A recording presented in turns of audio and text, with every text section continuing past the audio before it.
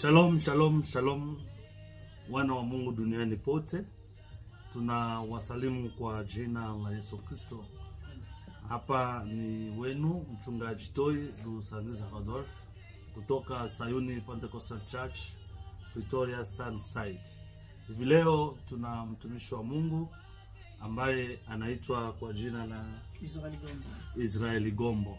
Ametembelea hapa mjini South Africa kwa niaba ya kupadha injili, kutangaza injili ya kweli. Basi kwa hiyo tutakwenda kumsikiliza kwa lile ambalo Mungu amemjalia kugawa pamoja na sisi. Basi kwa hiyo karibu ujisikie huru kwenye platform yetu hii. Amen. Ya Sayuni TV. Amen. Mungu akubariki na kutakia ujio mwema. Karibu uzungumze na watoto wa Mungu. Haleluya, haleluya.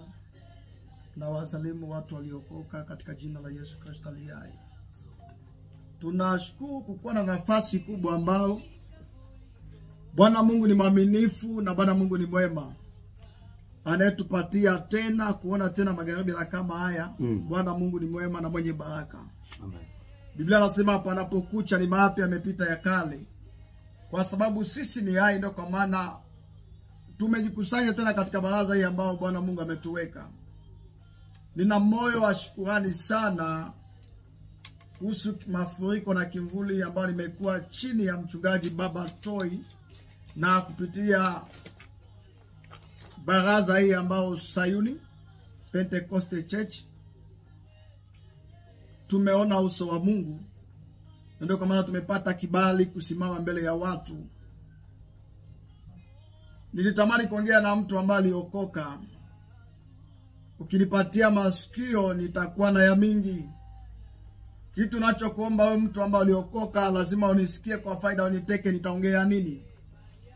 Katika kusikia kuna kupokea. Katika kusikia kuna kutofautisha jinsi ulivyokuwa.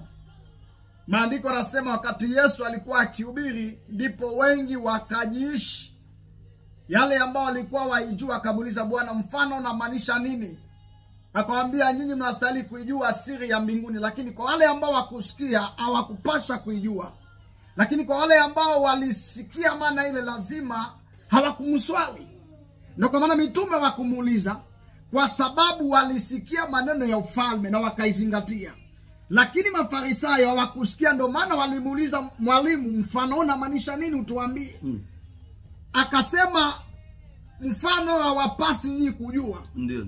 Kwa sababu si yenu na hainipashi mwe kujua siri ya ufalme au ya mbinguni. Lakini hao ambao walionisikia ndio nastahili kuijua siri na mambo yake yote, ndio kama mitume. Kwa hiyo ndugu mpendwa katika Kristo, ninatamani unisikie kwa faida. Maandiko yanasema malaika alikuja akakutana na Maria. Yule malaika alikuja na ujumbe mpya. Biblia inasema alipokuja kwa Maria alikuja na maneno na ujumbe wa utimilifu. Akamwambia, mwanamke, wewe umejaliwa neema kuliko wanawake wote. Akasema, ni neema gani ambayo nimejaliwa? Sema, utazaa mtoto wa kiume ambaye ataitwa Emmanueli, Mungu pamoja na watu wa ulimwengu. Maandiko yanasema aliposikia akajiishi mimba. Na yale mimba Biblia inasema alikuwa ni bikira, hajajua mume katika tendo la mwili.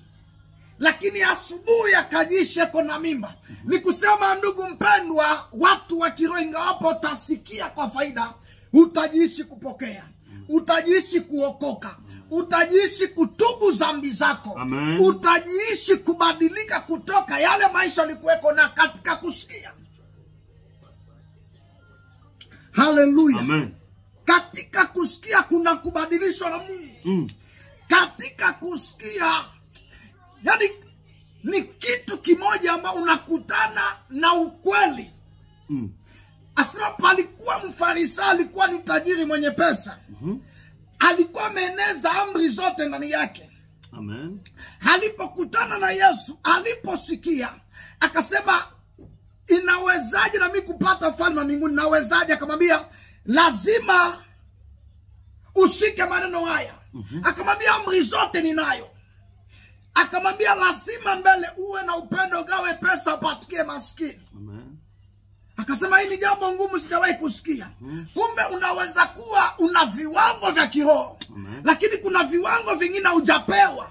Lazima wakati utakapopewa vile viwango utapata vile viwango ulivyo navyo havistahili. Kwa sababu unakutana na utawala ambao ulio juu ya kile ambacho uliokijua wewe. Amen. Sio somo yangu, lakini kwambia faida ya kusikia utapokea. Faida ya kusikia utabadilishwa. Faida ya kusikia utakuwa mtu tofauti. Bwana Yesu asifiwe sana. Amen. Lakini inakuja katika mimbari ya madhabahu haya kuongea na mtu ambaye aliokoka. Funga macho yako ili tupate kuminua Mungu na kuomba. Bwana Mungu aliye juu, Mungu mwaminifu kuliko wote. Bwana Yesu tunasema asante. Mungu mtakatifu kuliko wote. Tunasimama katika mimbari ya madhabahu kukutangaza mbele ya mataifa yote ili wakujue. Ukasema nendeni ulimwenguni pote mkawafanye mataifa kwa wanafunzi wangu. Amen. Na mkiwabatiza katika lile neno lako liangae kwetu ili lipate kusaidia walio wako. Nimesimama kama mtumishi wako, kama mjoli wa ubiri na kama mjoli waki. Simama katika jioni ya leo, sema na kila mmoja. Boga pasipo chumvi inalaza kinywani. Roho Mtakatifu atawale katika vipindi vya jioni, ili kila mmoja sikiapo ujumbe huyu apate kubarikiwa, apate kuacha njia zake na apate kugeukia wewe. Kuwa pamoja nasi, teka nyara na ututeke nyara. Nahitaji makerubi, nahitaji miguu ya tatu ya Bwana Mungu yawe wazi. Neno lako limiminike kama mvua, neno lako limiminike kama umande. Katika jina la Yesu Kristo ninakuombea wewe ambao uliokuweko jiwe upate kugeuka. Nimekuombea wewe ambao sio mjua Mungu ukutane na Bwana jioni ya leo, nikupitia uwezo wa Kristo Yesu aliye hai. Amen. Amen. Bila kawia ndugu mpendwa, wata tusomea andiko. Tunaanza kupegua kitabu ya Yohane 12:20. Tusikie Biblia neno la Mungu inasema nini, ili tuangalie roho atatupeleka wapi. Kitabu cha Yohana 12. Yohana 12 kusoma 20 ndani. Tunasoma kwa jina la Yesu Kristo. Amen. Kitabu cha Injili ya Yohana sura 12 ndiyo na mstari wake wa 20. Ndiyo. Basi tunasoma kwa jina la Yesu Kristo. Amen. Palikuwa na Wayahudi kadha wa kadha miongoni mwa watu waliokuwa kwenda kuabudu kwenye sikukuu. 21 anasema basi hao walimwendea Filipo, mtu wa Betsaida ya Galilaya. Wakamuomba wakisema, ndiyo Bwana, sisi tunataka kumuona Yesu. Yatosha. Amen. Bwana Yesu asifiwe sana. Amen. Neno hili niliposoma, Biblia nasema palikuwa na sikukuu kubwa kanisani.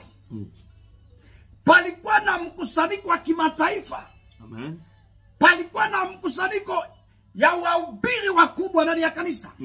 Palikuwa na mkusanyiko ya waskofu wa kisheveke ndani ya kanisa. Amen. Palikuwa mkusanyiko ya waimbaji. Palikuwa ni mkusanyiko maarufu tofauti ambao ilikuwa ni sikukuu maalum ambao iliandaliwa mbele ya watakatifu. Amen.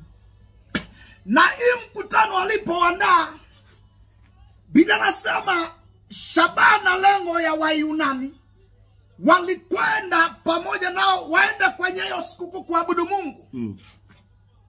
Shabaha ya watu ni kwenda kwenye kanisa wamkute Bwana mwenye kanisa. Haleluya. Amen. Wakakwenda sikukuu ya Wayunani kwenda kuabudu Mungu. Walipoingia kanisani, maandiko nasema wakatoka. Amen. Kuna vitu walitafuta ndani ya kanisa, na wakati walipovikosa ilibidi watoke waende kwa Filipo, mtu wa Galilaya, wapate kwenda kumuuliza haja ambayo iliwaleta ndani ya kanisa. Soma. Tunakwenda 23. 23 inasema nini? Naye Yesu akawajibu, Yesu akawajibu akasema saa imefika, atukuzwe mwana wa Adamu. Haleluya. Wayunani walikwenda sikukuu kwenda kuabudu Mungu. Wanakuta ndani ya kanisa mna mambo ya mwili imefanyika. Amen. Wamekuta katika watumishi wameongea maneno yao ambao wametaka. Amen. Lakini katika madhabahu hawaongea maneno ya ufalme wa mbinguni. Katika madhabahu hawaongea maneno ya Kristo. Katika madhabahu hawamtangazi Kristo. Wanasema pokea, wanasema barikiwa, wanasema jinsi utainulika, lakini viwango vingine hawawaambii watu ukweli wapate kujua. Amen. Sasa Wayunani wakasema ni kanisa namna gani haya amba tutabudu siku zote, lakini maandiko ni yale yale, mafundisho ni yale yale, haja ya moyo yetu ni kumuona Yesu. Amen. Sikuona muziki kanisani hapana. Sikuona mainstream hapana. Sikuona bibodi hapana. Lakini lengo lao ni kumkuta Bwana madhabahu yakati kanisani. Wakamkosa Bwana kwenye kanisa kwenye madhabahu. Walipomkosa wakaenda kwa Filipo. Wakamwambia Filipo, tunakuona wewe ni mtu wa maombi. Unaweza kutuonesha mwenye madhabahu yako wapi? Jioni ya magharibi ya leo watakwambia dia kuloga, watakwambia jinsi utafunguliwa, watakwambia jinsi utabarikiwa, lakini watakufundisha njia kumuona Yesu. Amen. Watu wa namna hii waliokoka hawatakaa hapa hiyo nafasi. Watu waliokuwa na kiu neno la Mungu kanisa ya hiyo namna wataketi, maana watatafuta Bwana mahali alipo. Amen.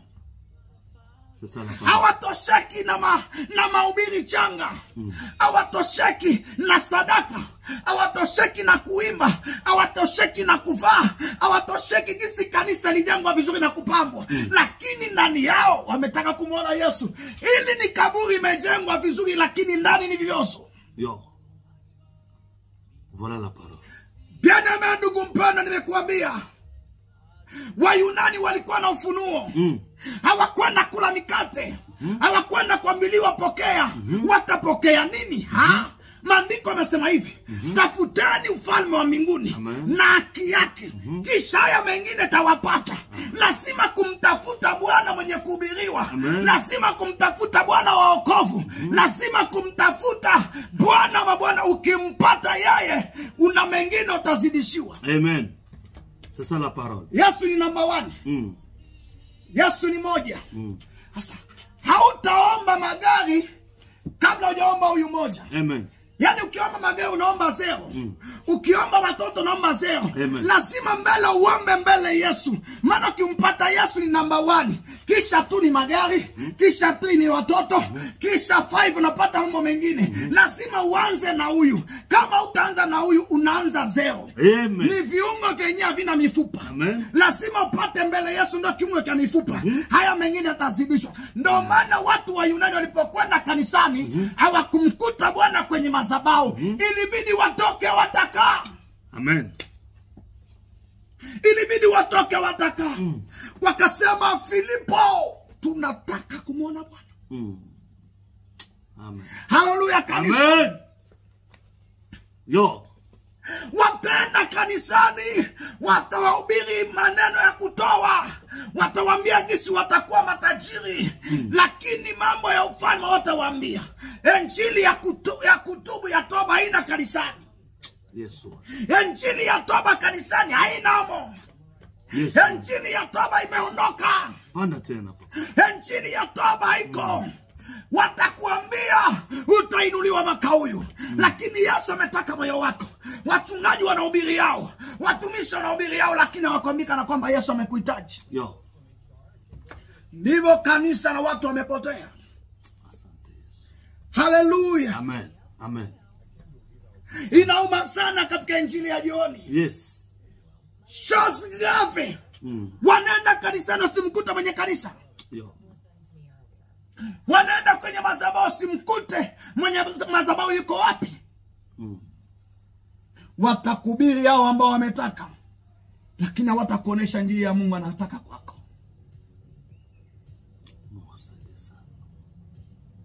Wayunani wanasema ya kwamba hii sina nafasi yetu, na nafasi sie ni kumtaka Yesu.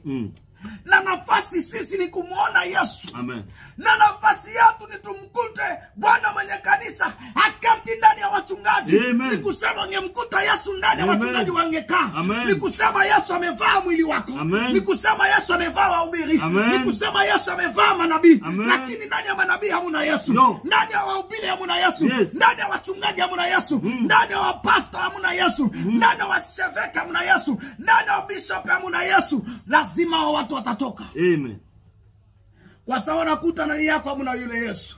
Sasa la. Mungemkuta Yesu, mngekuwa injili ya kweli. Yo. Wangemuona Yesu ndani yako, wangesikia injili ya kuokoka. Wangesikia Bwana amekuhitaji, wangeketi. Yes. Lakini lazima hawakukuta Yesu ana kinywani mwako. Watu wakatoka. Yesu. Watu wakatoka. Hallelujah. Yes. Unaweza kunijelezea tena maandiko? Yohane 14. Yohane 14 nasema nini? Tazama maandiko 8 nawe naongea nini pale ndani mwalimu? Tunasoma kwa jina la Yesu. Inasema nini? Filipo akawaambia. Filipo akawaambia. Bwana. Filipo akafanya nini? Akawaambia. Filipo akawaambia. Bwana. Hey! Utuonyeshe Baba. Utuonyeshe Baba. Yatosha. Tazama maandiko. Yesu akamwambia. Yesu akamwambia, mimi nimekuwa pamoja nanyi siku zote. Mimi nimekuwa nanyi siku zote. Wewe usinijua Filipo. Wewe Filipo usinijua. Aliyeniona mimi. Aliyeniona mimi. Amemuona Baba. Yatosha. Hawa Wayunani walipotoka kwenye hekalu hawakukomea pale safari yao. Safari yao Wayunani ilikuwa ni kumuona Yesu. Amen. Wakaenda kwa Filipo. Paka Galilaya kulikuwa kunaishi Filipo. Wakamwambia Filipo, wewe una miujiza. Na miujiza ilikuwa anatembea na Filipo ni ya kufunga macho na kupotea. Amen. Lakini hii miujiza Yesu aliificha. Amen. Kwa sababu alijua jioni anakumeinuka wauni. Yes. Wakitembea na hii miujiza ya kupotea watatoka kwenye mabenki wanaiba pesa. Ndio. Lazima hii miujiza ifichwe kwa sababu wauni wamejitokeza. Oh ya. Ndio miujiza ilitembea na Filipo. Yes. Hawa Wayunani wakamwambia Filipo, wewe ni mwenye miujiza. Yes. Na wewe tukikuona nafanya mambo za kutisha, lakini unaweza kutonesha Bwana alipo. Yes. Unaweza kutonesha mahali panapoketi Yesu. Inauma sana. Amen. Uwe na mtu anaomba Mungu lakini asimjue. Uwe na mtu anatabiri tangu asubuhi maisha yao kadiri ilivyo lakini asimjue mwenye kumwambia maneno. Mungu asaidie sana. Wakaenda kwa Filipo. Filipo, huyu msafa ambao tulionao tumetoka kwenye hekalu na tukumkuta Bwana.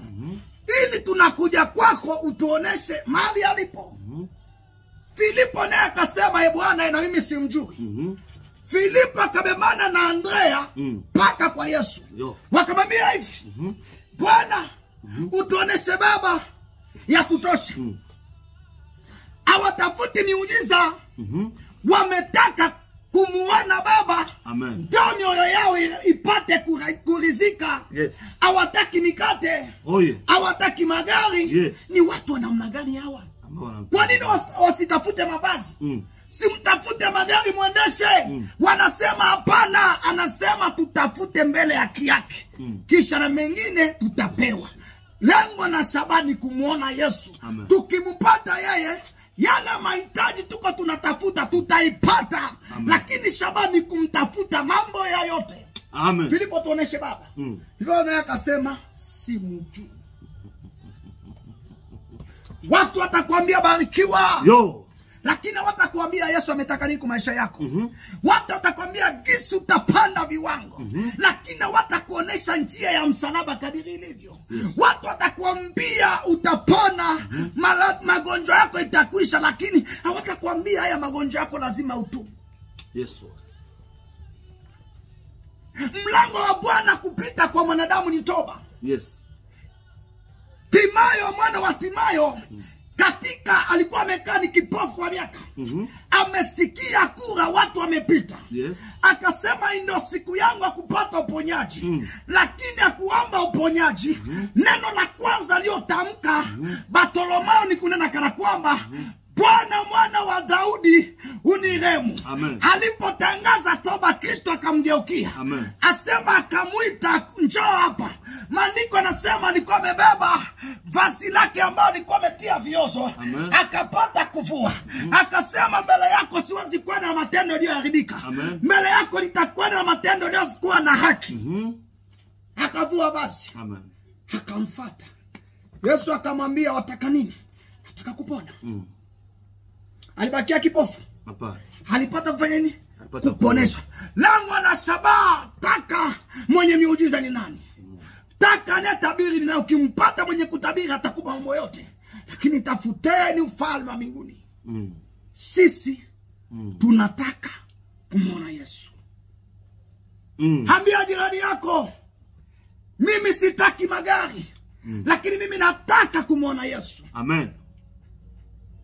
Wachungaji mnaochunga makanisa la kondoo, taka kumuona mwenye kondoo ni nani? Hakupe gisi utaelekea na kondoo. Amen. Hata Musa aliacha sauti ya Mungu jangwani. Mungu alimwambia piga fimbo kwenye mwamba. Lakini kwa sababu alisikia maneno ya watu, akapika mara ya 3, Mungu akamuacha. Kwa sababu angemusikia Bwana, angepika mara hii.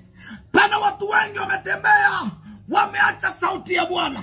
Pana watu wengi wamekwenda, wameacha agizo ya Bwana. Agizo yako na Mungu iko wapi?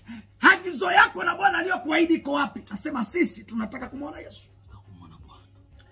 Yesu akashangaa akamwambia Filipo, nimekuwa nawe muda mrefu sinijue. Anayeniona mimi amemuona Baba. Amen. Baba ni ndani yangu. Na mimi ni ndani ya Baba. Ni kusema ima kanisa kumbe mliifanya ndani ya kanisa mkunitaja. Amen. Mulitabiri katika unabii mkunitaja. Mulibariki lakini katika kubariki kwenu mkunitaja. Mitume wanaenda kukemea watu wa pepo. Mitume wanaenda kuombea watu wa pepo. Watu wameanguka mapepo. Watu wamefanya maneno ya ajabu. Lakini wakati wamekemea, Biblia nasema shetani akapaa mbinguni. Kwenda kupegua katika vitabu, hawakute kama wale watu wanameandikwa. Yesu anaambia mitume, sema wakati mko naimba, nimeona shetani ametoka juu ameanguka kama nyota. Msifurahikie mapepo zina mitii. Msifurahikie mnabarikiwa magari. Msitii kwa sababu watu wamempigia mikono. Msifurahi kwa sababu tumbo zimemitoka. Msifurahi kwa sababu mmepata sifa. Lakini furahikieni majina yenu yameandikwa katika kitabu cha uzima. Amen. Furahikieni kwa sababu majina yenu yameandikwa. Amen. Waliomjua Mungu watosheki na mavazi. Waliomjua Mungu wametosheka kujijua kana kwamba Mungu yupo pamoja nami. Amen. Katika safari nimekwenda na Bwana. Hiyo ndio inafanya watu waliokoka wamefurahi. Maandiko yanasema Maria na Martha walipokutana vitoto vikatikisika. Watu wenye kuwa na Mungu lazima ndani ujishi mna Mungu ndani yako. Unaposikia neno la Mungu lazima usikie ndani yako mna uwepo wa Mungu. Amen. Watu wenye kuwa na Mungu wakikutana venye kuwa ndani ya vinyamazi. Venye kuwa ndani vimepiga yowe. Venye kuwa ndani vinatafuta mali watasema kweli. Venye kuwa ndani nasema tutatabiri wapi. Venye kuwa ndani wanasema tutahubiri wapi. Watu wenye kuwa na Mungu ndani hawataki kunyamaza. Watu wenye kuwa na Mungu ndani wametafuta wapi watapaza sauti watu hawasikii. Amen. Hallelujah. Yes. Sisi tumetaka kumwona Yesu. Amen. Sisi tumetaka kumwona Yesu. Filipo hamjui. Amejua miujiza. Amejua kubarikiwa. Lakini kumjua Mungu hamjui. Amen. Hii inauma sana. Bwana Yesu asifiwe. Amen. Sikupeleki mbali, soma kitabu ya Kutoka ili tumalize. 13:3. Tunasoma kitabu cha Kutoka 33. 13 na inasema nini? Na 13 inasema hivi: kwa jina la Yesu Kristo. Basi sasa nakuomba. Huyu ni Musa. Heko naomba Mungu.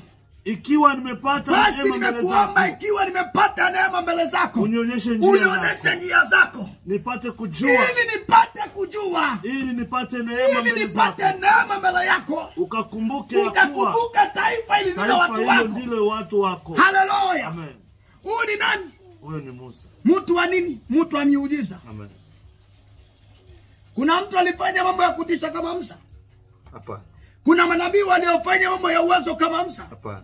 Lakini Musa afanye nini? Amjui mwenye miujiza.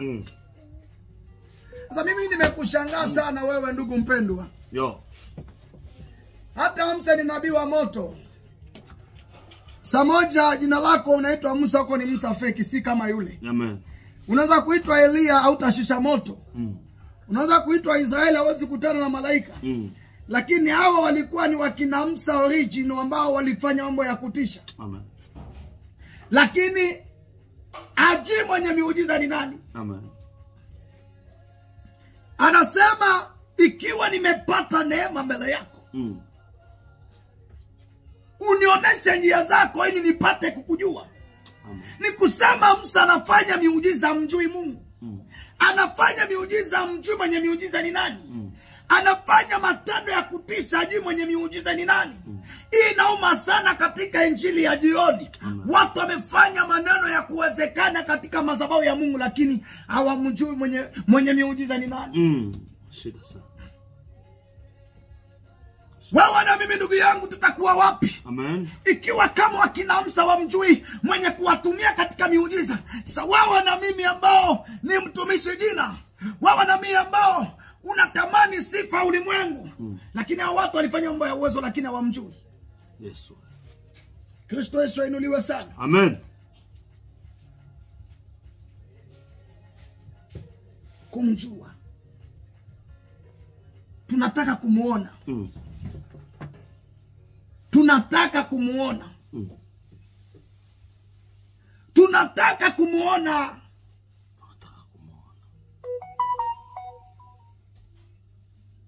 Wao wanataka kuona nini? Magari. Unataka kuona watoto. Unataka kuona jina lako litajike. Katika dunia basema kuna kanisa kubwa, kwa mtumishi, kwa nabii. Wewe dada, wewe kaka, taka kumuona Yesu. Amen. Ukimwona atakukataza. Ukimwona atakufundisha sheria zake. Amen. Ukimwona atakufundisha njia zake. Amen. Kitu nilishangaza sana, Petro aliachua fungulo lakini yuko na mpanga kiunoni. Yesu. Petro anafanya mambo ya uwezo, lakini mabandia walikuja kumtafuta Yesu, akatosha mpanga akata moja lisikio. Yesu akamwambia Filipo, akamwambia Petro, shetani kemana kulia nyuma. Hewe Filipo, siku ya Pentekoste wewe ndio utahubiri watu 100. Amen. So ukiwakata watu masikio watahubiri injili ya siku za mwisho na nini? Amen. Lazima usikate watu masikio, weko na haja kunisikia. Amen. Siku ya Pentekoste hawa watu watasikia ufufuko. Sasa ukiwakata masikio watasikia injili na nini? Yesu ilibidi aponeshe lisikio la mtu. Wana watu wengi ambao wametembea wamekukata masikio, Wakristo leo wamekatwa masikio. Yes.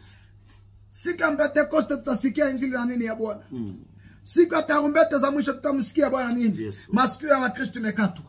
Usiende kwa ile kanisa. Usimsikie yule mtumishi. Usisikie mafundisho yake. Huyo kwangu ndio niko na Mungu. Unakata masikio ya watu. Sisi tunataka kumuona Yesu. Amen. Ndani ya kanisa hamuna Yesu. Yes. Ndani ya wahubiri hamuna Yesu.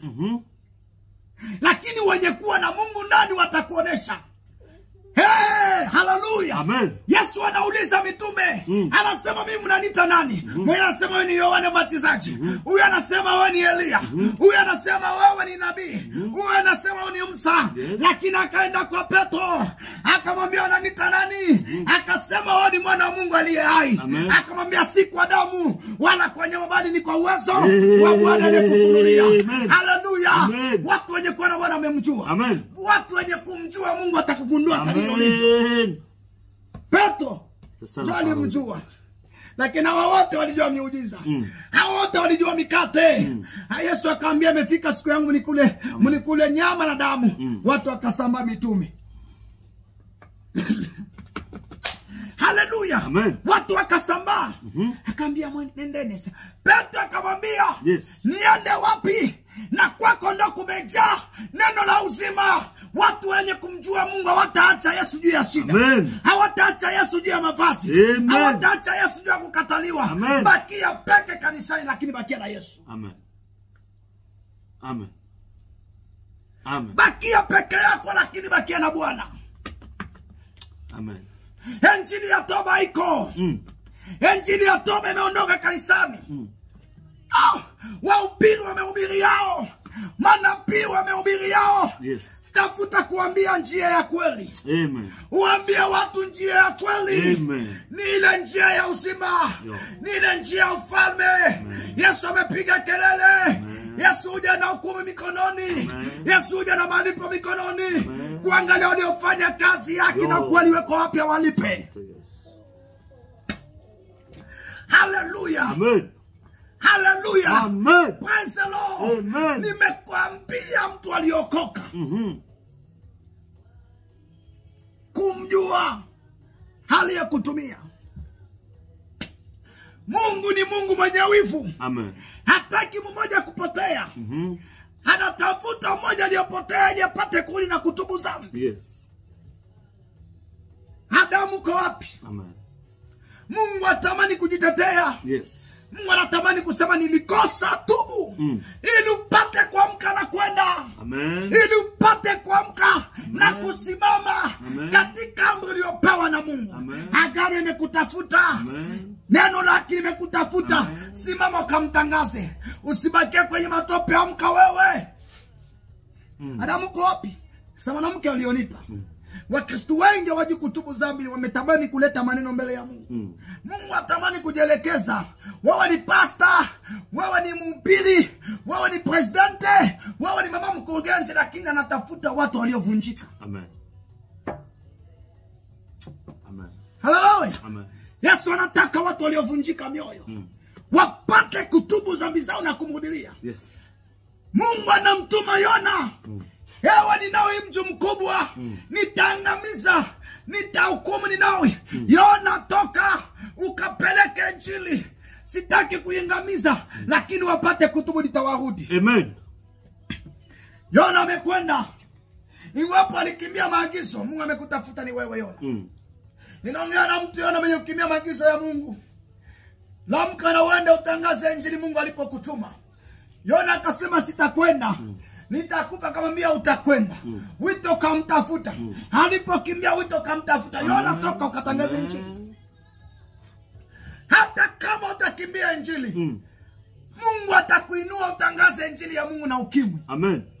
Mungu atakuinua utangaze injili ya Mungu kwa kilema. Mungu atakuinua utangaze hata una mkono. Ili upate kutangaza injili. Alimezwa na samaki ameitwa nguli, ambao balene akamumeza, akamtapika. Katika njia ya mateso utakwenda kwa sababu kuhakikisha wito wa Mungu. Amen. Yona akakwenda. Ewe Ninawi mji mkubwa, Bwana wa majeshi amenituma. Ninawi mji mkubwa utaangamia.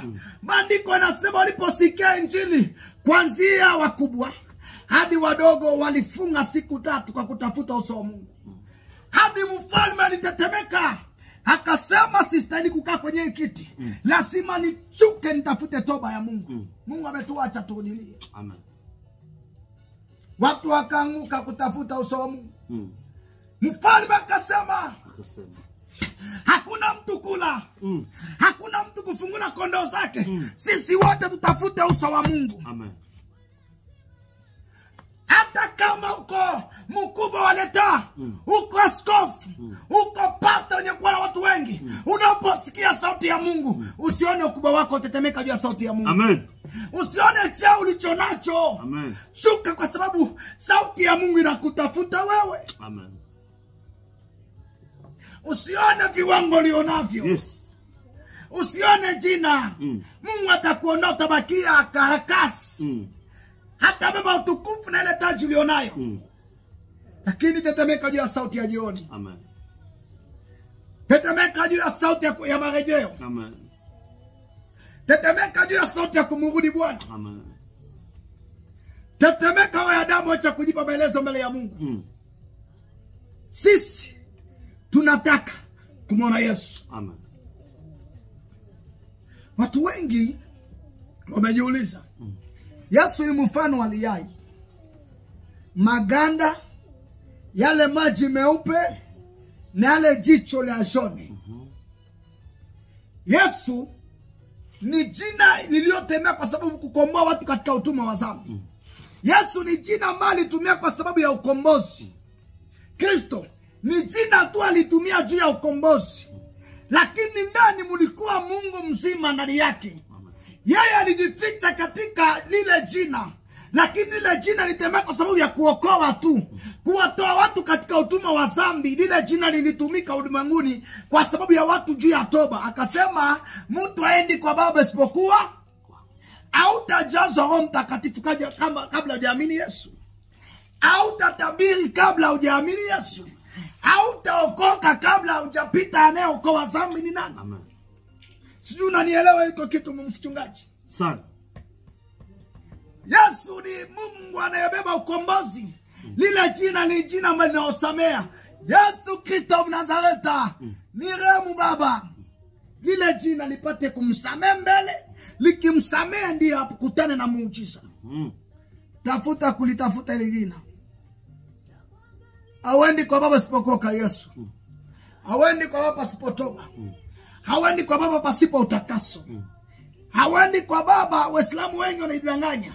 Hawendi mbinguni pasipo njia ya fungulo ya uzima ni yeye. Amen. Mbele pita kwake uokoke. Pita kwake usamewe dhambi. Pita kwake utakaswe. Ndio muone Baba. Amen. Kristo Yesu asifiwe sana. Amen. Bwana Yesu ainuliwe sana. Amen. Sisi tunataka kumwona Yesu. Amen.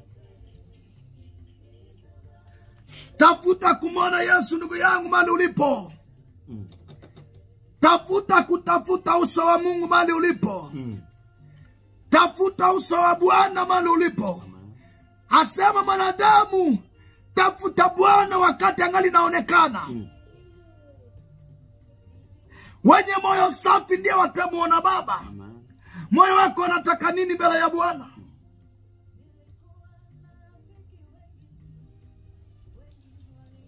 Njia ya toba. Njia ya toba iko wapi? Njia ya kuokoa iko wapi? Haleluya. Amen. Haleluya. Amen. Haleluya. Jioni ya leo tafuta kuona Yesu. Asema mtu aendi kwa Baba isipokuwa kwangu. Amen. Mtu aendi kwa Baba isipokuwa kwangu. Ananiona mimi, amemuona Baba. Jioni ya leo nimeongea na wewe ndugu mpendwa. Jioni ya leo nimeongea na wewe ndugu ambao unatoa ujauzito. Wewe ambao unatoa mimba na tupa watoto chooni. Wewe ambao unasharatika muda na kila nyakati. Watu waliomjua Mungu hawatamani kulala na dhambi, wanatubu. Kwa sababu hatujui saa wala nyakati Bwana atakuja kulichukua kanisa. Hata ukuta uko wapi? Uko kwenye nganda, uko kwenye chupa ya pombe, uko kwa wanawake, uko kwa ukaba, uko kwa kutoa ujauzito, uko kwa kutilia watu sumu. Bwana Yesu asifiwe sana. Baragumu inakuja wewe.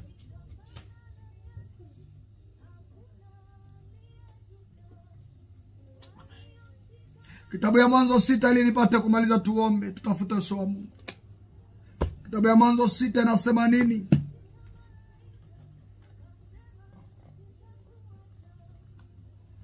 Sita saba.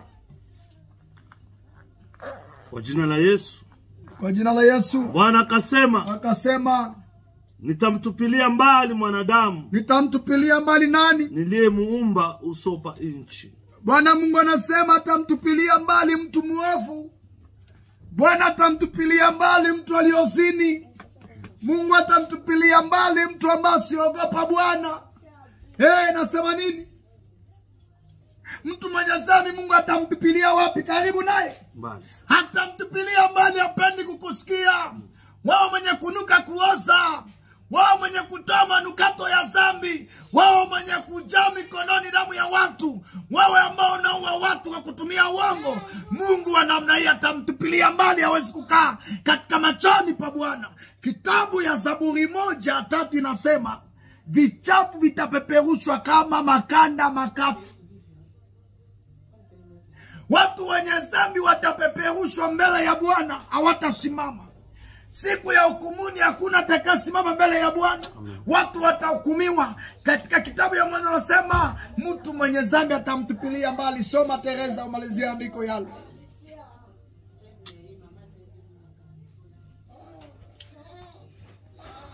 Bwana akasema nini? Nitamtupilia mbali mwanadamu niliyemuumba. Nitamtupilia mbali mwanadamu niliyemuumba katika uso wangu. Na nyama na kitambaacho na ndege wa angani. Na nyama na kinachotambaa, chochote kile Bwana ya majeshi atakitupilia mbali. Kwa maana na gairi ya kwamba nimewafanya.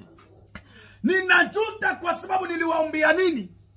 Nani anasema nini? Lakini Nuhu akapata neema machoni pa Bwana. Nuhu akapata neema machoni pa Bwana. Nuhu akapata neema machoni pa Bwana. Kwa sababu Nuhu alikuwa ni mwenye haki. Amen. Mungu wenye haki ndio anawatafuta. Ndio atasimama mbele ya uso wa Bwana. Lakini waovu Mungu atawatupilia mbali.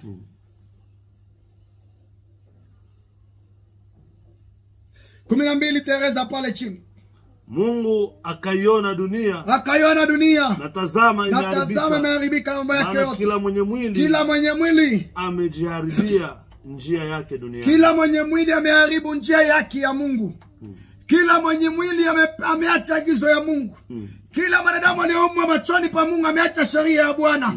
Kila mtu amefanya mambo yake. Kila mtu amefanya zina. Kila mtu amefanya dhambi. Kila mtu anashinda kuelekea uso wa Mungu. Kila mtu amejitengenezea madhabahu yake. Kila mtu amejitafutia jina yake. Kila mtu amejitafutia njia kupotosha watu. Lakini watu haina Mungu anawatafuta ili kuwatafuna na kuwatupilia mbali. Soma maandiko yanasema nini?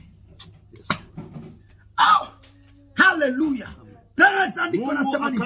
Mungu akaona dunia. Na tazama inaharibika. Maana kila mwenye mwili ameharibia njia ya Mungu ya kweli. Mungu akamwambia Nuhu ya kwamba mwisho wa kila mwili umekaribia. Mungu ameongea na wewe mwenye mwili.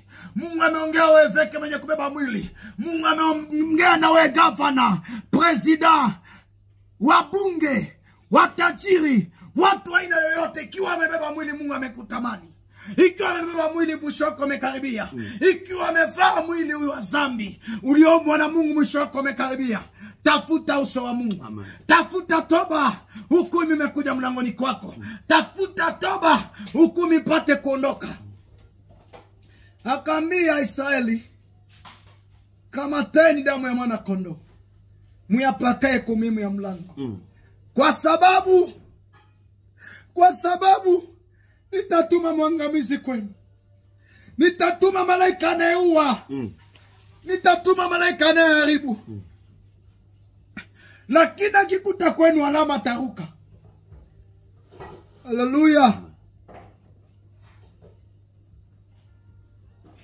Zambe nabikamwa.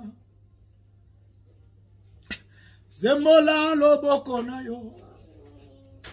Batonyo soba mona yangu. Tokumisa kombo nayo. Mungu anamwambia Musa ya kwamba waambie watu wakamate damu ya mwana kondoo. Amen. Wapakae kumimu ya mlango. Mlango ni mahali panaingia mtu. Mlango ni maingilio. Kama inasemewa mlango ni kitu ambacho kinaingia na kutoka, hii mlango ndiyo ambayo Yesu ataingia na kutoka. Hataingia na mauti yako, hataingia na hukumu yako, lakini wenye kumtafuta Mungu kwa haki na kweli ataingia na uzima. Amen. Hataingia na malipo kwa watu wenye kumtafuta.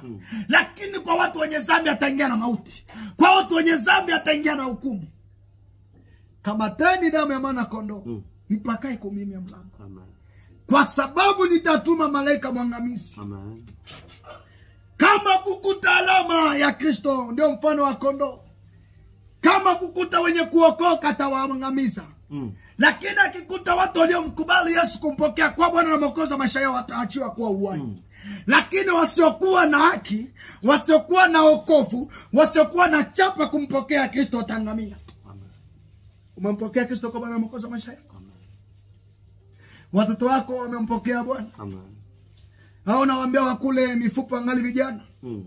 Hao nawaambia wangali watoto, acha wafanye mbele maisha. Unaacha watoto wako wasimtafute Mungu, nasema wangali watoto. Wakati watamaliza vinyo, watajua njia, wataamua kumtumikia Mungu. Wakati hukumu ulikuja katika kipindi kia Nuhu, watoto walipona. Biblia nasema watoto walifanya nini? Waliangamia na gharika. Kipindi Mungu anaunguza Sodoma na Gomora, watoto walipona. Watoto nao wenye kunyonya, mulikuwa waeveke, mulikuwa makanisa, mulikuwa manabii, walifanya, mulisikia wanabii walipona. Wote waliteketea. Hukumu inakuja, hata wewe nabii utateketea.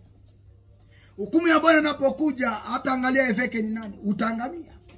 Lakini eveke ni yule aliyeamini njia ya Mungu. Amen. Eveke ni yule aliacha njia mbaya na kumtafuta Yesu. Amen. Amen. Amen. Hata mtu akwambie nina neema ya kubariki watu, ni uongo. Sina na hiyo maneno kweli. Hata kwambie nina neema ya kubariki watu kupokea ujauzito, ni uongo. Lakini amri ambayo niopewa watu wote watumishi ni haya: mkawafanye mataifa kuwa wanafunzi wangu. Yafanye nini? Yatosha. Hakusema ukawabariki, hakusema ukafanyie miujiza. Mkawafanye, weko wenye dhambi wakafanyike kuwa watakatifu, weko wenye njia mbaya wafanyike kuwa watu wa toba, weko watu wenye dhambi wafanyike kuwa watu wenye kutetemeka wakisikia sauti yangu. Hao ndio anawataka. Hawataki watu wenye majina. Ndugu mpendwa, nimesema asante wewe ambao uliochukua muda wako kufuatilia misheni haya. Ninakuombea uwe na moyo mkunjufu. Usiwe na moyo wa umbwa kutapika matapiko na kurudilia kuyamega. Lakini uwe na moyo wa mnyama ambao ameitwa ng'ombe au mbuzi. Anapokula majani, kuna muda fulani amekaa, ametapika ile majani, anaitafuna, ameimeza ili kuponda vibaya apate teko kubimeza. Haleluya. Ndiye tabia mtu aliokoka. Mtu aliokoka akisikia neno la Mungu anajioja, anachuja. Anaposikia neno la Mungu anaogopa, anatetemeka, anajiuliza ndani yake. Anaitafakari ndani ya moyo wake. Anaitafakari ndani ya mawazo yake. Haleluya. Anaitafakari ndani ya akili yake. Na anapoitafakari usiku mchana, amepata njia ya kuacha mabaya. Usiku anapiga simu, anakuambia, pastor, njoo uniombee, nilitoweka mimba. Kweli hiyo niliposikia, naishi ndani yangu, imeniumiza sana. Amen. Watu wenye kuokoka hawana namna kukaa kwenye dhambi. Amen. Wamekaa kwenye matope, wameamka kutoka kwenye hiyo matope siku wao. Wamekaa kwenye uchafu, wanapoona nuru wamekimbilia nuru. Hawapendi kuketi kwenye giza. Haleluya, haleluya. Amen. Amen. Na neno hili lipate kukubariki na kukuponya wewe ambao ulionisikia. Natamani kuomba. Amen. Bwana Mungu aliye hai, uliotupa neema na kibali cha kusimama mbele ya watu wako ili kuwahubiria ya kwamba kutaka kumwona Yesu na kumjua Yesu, ninaomba utupe moyo mzuri wa kukuogopa wewe. Utupatie njia ya kukuogopa wewe. Kila mmoja aliyoisikia mioyoni mwake, masikioni pake, ipate kumsaidia na kugeuka kutoka katika njia yake mbaya. Amen. sauti ilipokuja kwenye shamba muda wa jioni, uja mtafuta aliyopotoka. Adamu, uko wapi Adamu? Neno la jioni umetutafuta ya kwamba tuko wapi sisi wenye dhambi, ili tupate kusamewa na tupate kurudia katika utukufu yako.